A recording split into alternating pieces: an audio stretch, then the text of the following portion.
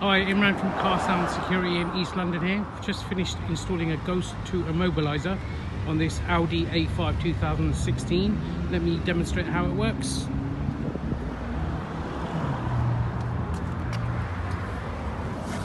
Jump the vehicle. Okay, let's attempt to start it with the key. Insert the key.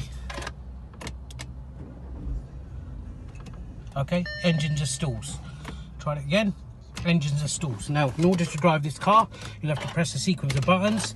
We've got a demonstration button, which I'll just show you.